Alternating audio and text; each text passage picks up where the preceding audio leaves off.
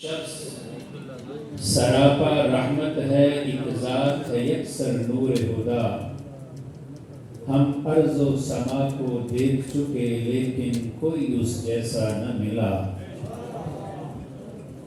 اس ذات پہ حجت ختم ہوئی، نبیوں کی شہادت ختم ہوئی.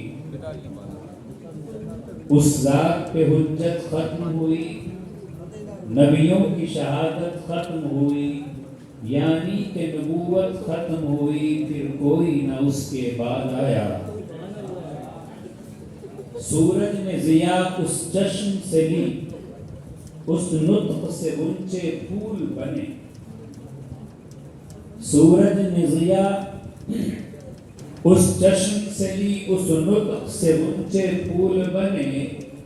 اٹھا تو ستارے فرش پہ تھے، بیٹھا تو زمین کو عرش کیا. سیرت کے درخشاں موتی ہیں، سیرت کے درخشاں موتی ہیں، اصحاب مدینہ رولتے ہیں.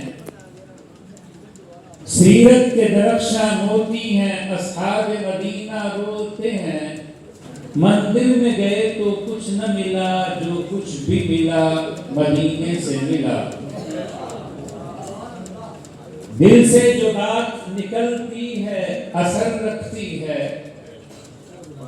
دل سے جو بات نکلتی ہے اثر رکھتی ہے. پر نہیں طاقت پرواز مگر رکھتی ہے. قدسی الاصل ہے، رفعت پہ نظر رکھتی ہے. خاک سے اٹھتی ہے، گردوں پہ گزر رکھتی ہے. عشق تھا فتنہ گرو سرکش و چالاک میرا، آسماں چیر گیا نالائے بے باک میرا. پیر گردوں نے کہا سن کے کہیں ہے کوئی، بولے سیارے سرے عرش بری ہے کوئی. چاند کہتا تھا نہیں اہل زمیں ہے کوئی، کہکشاں کہتی تھی پوشیدہ یہی ہے کوئی. کچھ جو سمجھا میرے شکوے کو تو رضواں سمجھا، مجھے جنت سے نکالا ہوا انسان سمجھا. تھی فرشتوں کو بھی حیرت کہ یہ آواز ہے کیا، تاثر عرش بھی انسان کی تر و تاز ہے کیا. آ گئی خاک کی چٹکی کو بھی پرواز ہے کیا.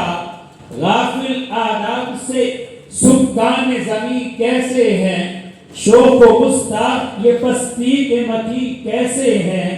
اس قدر شوق کہ اللہ سے بھی برہم ہے، تھا جو مسجود ملائک یہ وہی آدم ہے. مثل بو قید ہے غنچے میں پریشان ہو جا، ہے تنک مایا تو ذرے سے بیاباں ہو جا.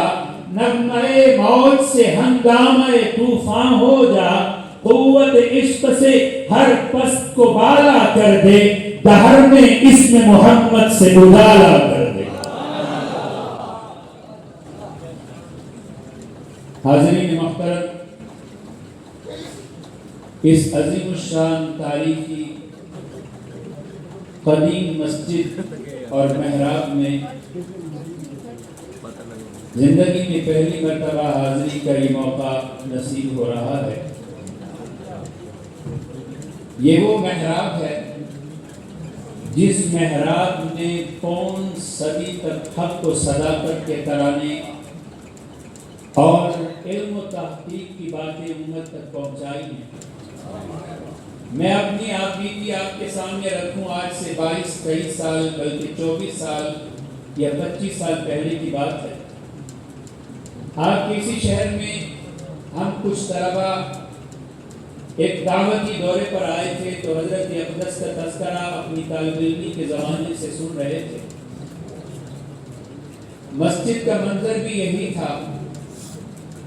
جمعے کا دن تھا اور آج سے بہت زیادہ کھچا کھچ لوگ یوں مل کے بیٹھے تھے جیسے صفیں صفوں سے قطاریں قطاروں سے ملتی ہیں.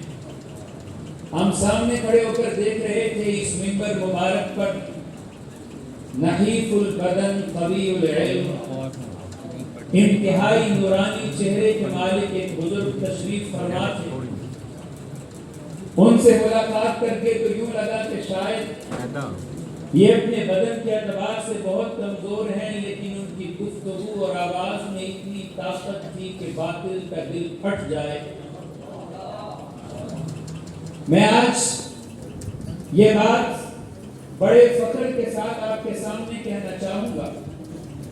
میرے طلبہ دوست بیٹھے ہیں، وہ یہ جانتے ہیں اور عام عوام کو بھی پتا ہے کہ مسجد میں صفیں ہوتی ہیں اور صفوں سے آگے امام کے کھڑے ہونے کے لیے ایک جگہ ہے جسے محراب کہتے ہیں۔ کیا کہتے ہیں اس کو؟ محراب کہتے ہیں۔ ہمارے لوگ عام طور پہ ہم یہ سمجھتے ہیں کہ محراب وہ ہوتا ہے جہاں پہ امام صاحب کھڑے ہو کر کے نماز پڑھائیں یا کسی کی بخشش کی دعا کر دیں۔ محراب وہ ہوتا ہے جہاں چند آیتیں کھانے پہ پڑھ کر کے ہم کسی کے لیے ایثار ثواب کر دیں۔ محراب وہ ہوتا ہے جہاں مولانا کے وجود اور ان کے جسم پہ آنے والے لباس کی نمائش ہو جائے۔ محراب وہ ہوتا ہے جہاں آنے والا سریلی آواز سے سننے والوں کو مجنون کر دے۔ محراب وہ ہوتا ہے جہاں آنے والے کو دیکھ کر کے لوگ عش عش کر اٹھیں۔ لیکن طلباء بھی جانتے ہیں، آپ بھی جان لیجئے کہ محراب عربی کے لفظ حرم سے مشتق ہے، اور حرم عربی کے اندر اردو زبان میں حرم کا معنی ہے جنگ۔ حرم کا معنی ہے ایسی جگہ جہاں سے اعلان جنگ کیا جاتا ہے، جہاں سے جنگ کی بات کی جاتی ہے، جہاں سے باطل کو شکست دینے کا پیغام دیا جاتا ہے۔ محراب اسے کہتے ہیں جہاں سے دین حق کی عظمت اور حقانیت کے دلائل دیے جاتے ہیں۔ یہ رحمت عالم کا محراب ہی تھا جس محراب سے مدینہ منورہ میں رہنے والوں کے قضاء کے فیصلے بھی ہوا کرتے تھے۔ یہ رحمت عالم کا محراب ہی تھا جس محراب سے بدر کے لشکر کو ترتیب دیا گیا تھا۔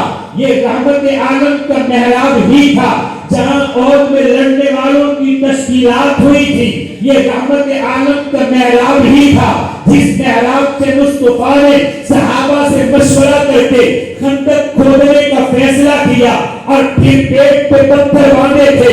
یہ رحمت عالم کا محراب ہی تھا جس محراب سے نبی اکرم نے دنیا والوں کو پیغام سنایا اور اپنے صحابہ کو بھیجا کہ جاؤ جا کر کے منات کو بھی توڑ دو، حبل کو بھی توڑ دو، لات کو بھی توڑ دو۔ یہی محراب تھا جہاں سے صحابہ کے لشکر روانہ ہوتے تھے۔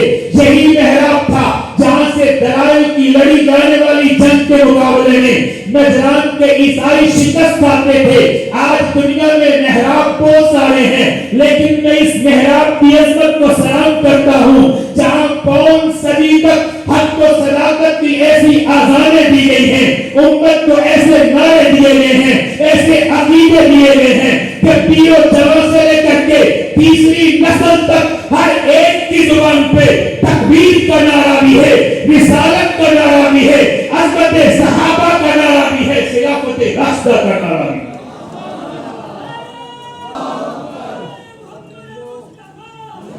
اہلیان چکوال کے لیے اس سے خوشی اور عظمت کی بات کیا ہوگی؟ کوئی علاقہ فیصل آباد اپنی ٹیکسٹائل کے اعتبار سے معروف، کراچی اپنی انڈسٹری کے اعتبار سے معروف، جب بھی چکوال کا نام آتا ہے، مذہبی لوگ ہوں غیر مذہبی لوگ ہوں، چکوال کو لوگ اگر جانتے ہیں اس ولی وقت کی وجہ سے، قائد حق کی وجہ سے، وکیل صحابہ کی وجہ سے، قائد اہل سنت کی وجہ سے۔ چکوال والوں تمہیں سلامی عظمت پیش کرتا ہوں، مقدر والے ہو جنہیں اللہ نے دیوبند کا ایسا ثبوت دیا جس نے یہاں کے پیر و جوان کو بدل دیا، یہاں کے گرو گلزار کو بدل دیا، یہاں کے صحراؤں کو بدل دیا۔ عقیدے کا وہ بیج بویا ہے کہ باطل سر ٹکرا چکا ہے، رفض سر ٹکرا چکا ہے، قادیانیت سر ٹکرا چکی ہے، باطل سر ٹکرا چکا ہے، لیکن اس مٹی کے اندر قاضی وزیر رحمت اللہ علیہ کی محنت نے حق و صداقت کا ایسا بیج بویا ہے کہ یہاں پہ گردن تو کٹ سکتی ہے، عقیدہ نہیں بدلا جا سکتا۔ ہم سے اور میں ان سوشل میڈیائی نوجوانوں سے کہوں گا جو آج کسی عسکری جعفری نقوی کو سنتے ہیں، میرے وہ نوجوان جو کسی عسکری جعفری نقوی کو سنے، کسی مرزائی قادیانی جیلنی کو سنے اور یہ سمجھے کہ ہمارے پاس دلائل نہیں، ہمارے پاس صرف دلائل نہیں ہیں، دلائل کے پہاڑ بھی ہیں، اعمال کے پہاڑ بھی ہیں، کہ امت صرف علم کے ساتھ نہیں تواتر کے ساتھ چلتی ہے۔ رحمت عالم علیہ السلام اللہ کے رسول ہیں، اللہ نے قرآن مجید میں اپنے نبی کی رسالت کا دعویٰ کیا، محمد الرسول اللہ، محمد اللہ کے رسول ہیں، یہ ایک دعویٰ ہے۔ میں آپ کے سامنے بطور دلیل کا حوالے کے پیش کرتا ہوں کہ جب دعویٰ کیا جاتا ہے تو دعوے کے جواب میں دلیل آنی چاہیے۔ آپ عدالت میں جاتے ہیں، جا کر کے زمین پہ اپنا دعویٰ کرتے ہیں، آپ دلیل لے کر کے جاتے ہیں، وٹنس لے کر کے جاتے ہیں، آپ کا وکیل وہاں جا کر کے حوالہ پیش کرتا ہے، اللہ نے دعویٰ کیا محمد اللہ کے رسول ہیں، دلیل آنی چاہیے تھی۔ رسول اس لیے ہیں کہ ان کے اشارے پہ درخت چل کے آئے ہیں، رسول اس لیے ہیں کہ درختوں نے ان کو سلام کیا ہے، رسول اس لیے ہیں کہ پتھروں نے ان کو سلام کیا ہے، رسول اس لیے ہیں کہ ان کے اشارے پہ چاند ٹکڑوں میں بٹا ہے، رسول اس لیے ہیں کہ ان کے ہاتھوں سے پانی کے چشمے نکلے ہیں، رسول اس لیے ہیں کہ ان کے اشارے پہ اللہ رب العزت نے جانوروں کو زبان دے دی ہے۔ لیکن رب نے قرآن میں دعویٰ کیا محمد الرسول اللہ، کسی معجزے کا تذکرہ نہیں کیا، کسی نئی بات کا تذکرہ نہیں کیا، ارحاسات کا تذکرہ نہیں کیا، شک قبر کا تذکرہ نہیں کیا۔ محمد الرسول اللہ کا دعویٰ کرنے کے بعد اللہ نے کہا والذین معہ، اس کے ساتھ والوں کو دیکھو، ابو بکر کو دیکھو، عمر کو دیکھو، عثمان کو دیکھو، علی کو دیکھو، طلحہ زبیر کو دیکھو، عائشہ خدیجہ کو دیکھو۔ یا اللہ دلیل چاہیے، اور میں نبی کی نبوت پہ معجزے اپنی جگہ پہ دلیل ہے، لیکن نبی کی جماعت کو دیکھو اور جس کے شاگرد ابو بکر و عمر جیسے ہو، ان کا استاد نبی ہی ہو سکتا ہے، کوئی اور نہیں ہو سکتا۔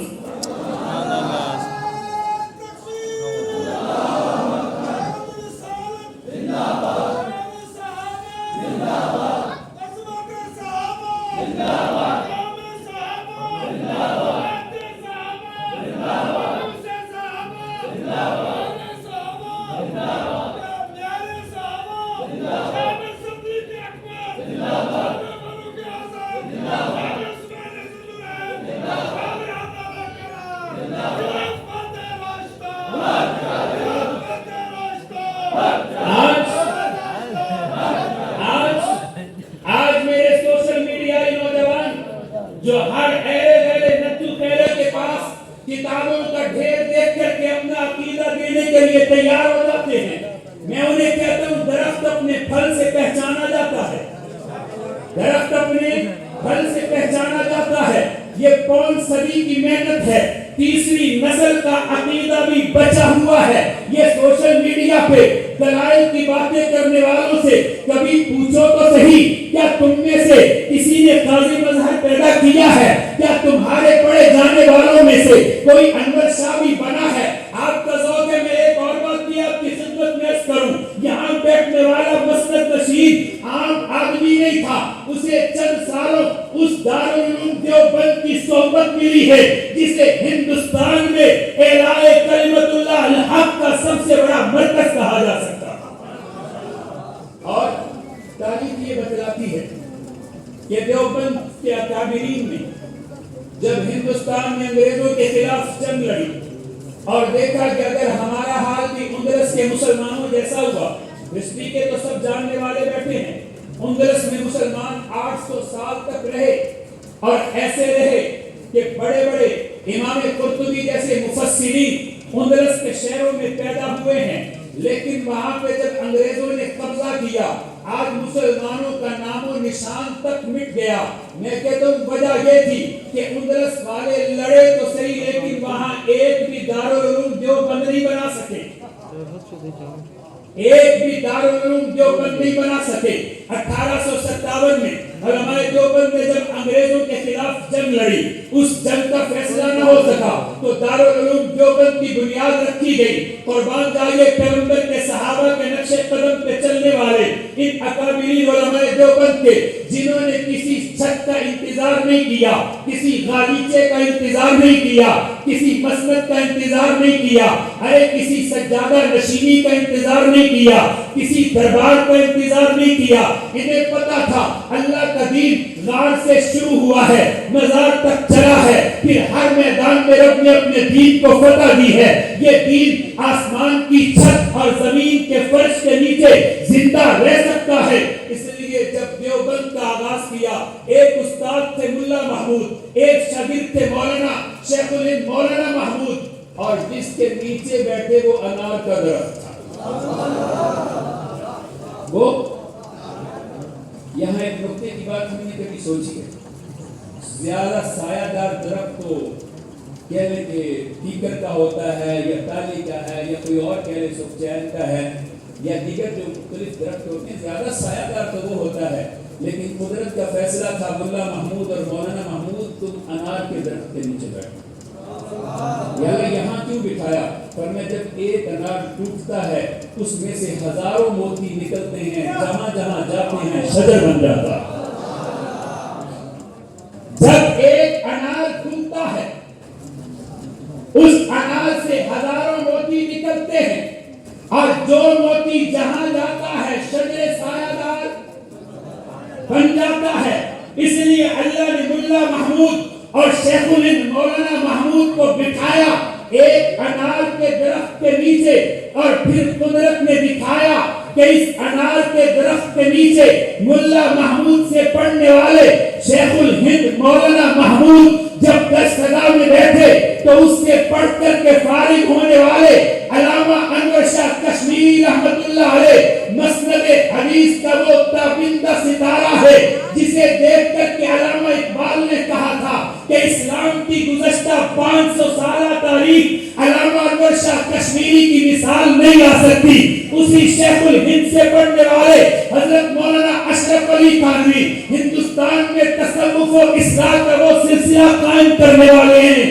جس حضرت مولانا تھانوی کو امت نے حکیم الامت کہا, وہی شیخ الہند کے شاگردوں میں حضرت مولانا محمد الیاس دہلوی, جن کی دعوت پہ آج پوری دنیا میں تبلیغی جماعت کے مسلمان رب کا کلمہ لے کر کے چلے ہیں. وہی شیخ الہند ہے جس شیخ الہند کی دستگاہ سے اٹھنے والے مولانا حسین احمد مدنی نے ہندوستان میں انگریزوں کے لیے رہنا مشکل کر دیا, اور خالد دینہ حال میں بغاوت کا وہ اعلان کیا تھا کہ انگریزوں تم میرے لیے سزائے موت کا اعلان کر چکے, تم فیصلہ سناؤ. مدنی موت سے نہیں ڈرتا, میں دیوبند سے کفن ساتھ لے کے آیا.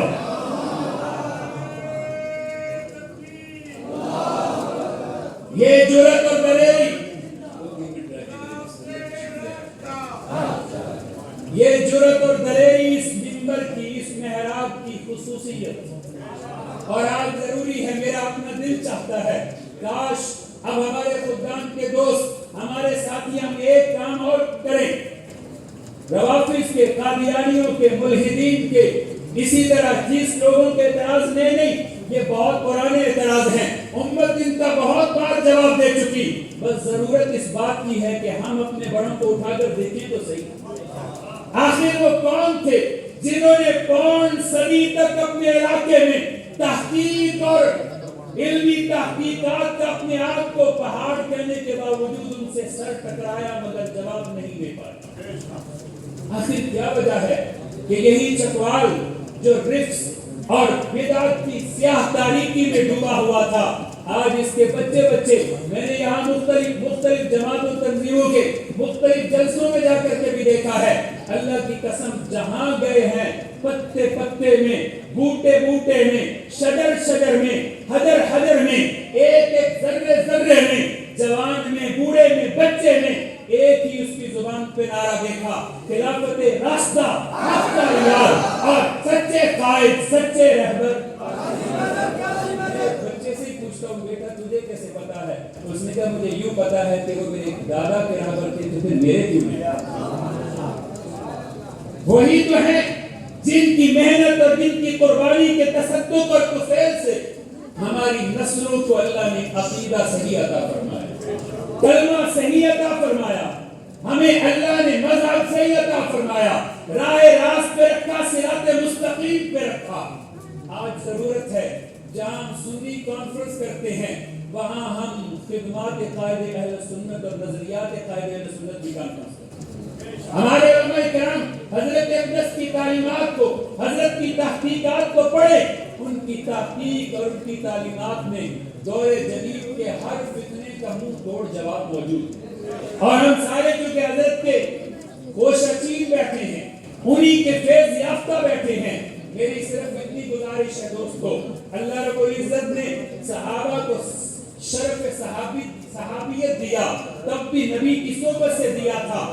اسی طرح جیسے صحابہ سامنے آ کے بیٹھے، سیکھے، ایسا سیکھے کہ پھر گمراہی ان پر قبضہ نہیں کر سکے۔ اسی طرح دین سیکھنا ہے، مساجد میں آئیے، علماء کے سامنے بیٹھیے، درس گاہوں میں وقت دیجیے، موبائل سے، انٹرنیٹ سے، سوشل میڈیا سے دین سیکھنے کی کوشش مت کیجیے۔ آپ دین سیکھنے کی نیت سے بیٹھے ہوتے ہیں، معلوم نہیں ہے بات کرنے والا کس بیرونی قوت کا اعلی کار ہے، معلوم نہیں وہ کس بیرونی قوت کا اعلی کار ہے۔ اور اب دونوں نے یہ کام شروع کر دیا۔ مجھے کسی نے بتایا کہ اب اسلام آباد میں عروۃ الوسطیٰ کے اندر عظمت صحابہ کے نام سے کانفرنس ہو رہی ہے۔ کیا عنوان ہے اس کا؟ عظمت صحابہ۔ یہ تو ہمارا عنوان ہے۔ میں نے کہا اچھی بات ہے، اگر وہ عظمت صحابہ کانفرنس کرتے ہیں، ہم بھی عظمت تقیہ کانفرنس کریں گے، ہم بھی بولیں گے کہ تقیہ کس کو کہتے ہیں۔ ہمارے لوگوں کو اتنا تو پتا ہونا چاہیے، اتنا تو پتا ہونا چاہیے کہ اگر یہ حق ہوتا، دلیل ہوتی، جرأت ہوتی، تو خدا کی قسم تقیہ کی چادر کبھی نہ اڑتے، تقیہ کی چادر کبھی نہ اڑتے۔ کہتے ہیں بڑا اچھا بیان کرتا ہے، بڑی اچھی گفتگو کرتا ہے، بڑا زبان آور ہے، بڑا غلار ہے، جناب بڑا انداز ہے، بڑا طرز تخاطب ہے۔ خدا کی قسم زبان کی تیزی اور تکلم کی خوبی یہ حق ہونے کی علامت نہیں ہوتی، یہ حق ہونے کی علامت نہیں ہے۔ مکے کے اندر عرب میں لبید ابن عاصم تھا، امرؤ القیس تھا، فرزدق تھا، متنبی جیسے لوگ، ایسے لوگ جنہیں اپنی زبان دانی پہ فخر تھا، انہوں نے نبوت کا دعویٰ کر دیا، لیکن زبان دانی کسی کے حق پہ ہونے کی دلیل نہیں ہوا کرتی، اور ہر بات دلیل بھی نہیں ہوتی، بس سوال اٹھا دیا اور ہمارا نوجوان اپنا عقیدہ دے کر کے بیٹھ گیا۔ اہل سنت والجماعت کا عقیدہ دلائل کے ساتھ بھی متواتر ہے، اعمال اور امت کے عقیدے اور عمل کے ساتھ بھی متواتر ہے۔ ہمارے پاس کتابی دلائل بھی ہیں، ہمارے پاس امت کے افراد کی دلیل کے طور پہ خلفائے راشدین، صحابہ کرام، صحابہ کے بعد تابعین، تبع تابعین، فقہاء امت، چاروں خلفاء، چاروں خلفاء، چاروں ائمہ بھی حق ہیں۔ زندہ کیسے؟ ایک نبی، چار خلیفے، چاروں حق، ایک دین، چار امام، چاروں حق۔ اس کی مثال بس اتنی ہے کہ ایک اللہ ہے، کعبہ ایک ہے، چار طرفیں ہیں، جیسے کعبے کی چار طرفیں حق ہیں، چاروں امام بھی حق ہیں، چاروں خلفاء بھی حق ہیں۔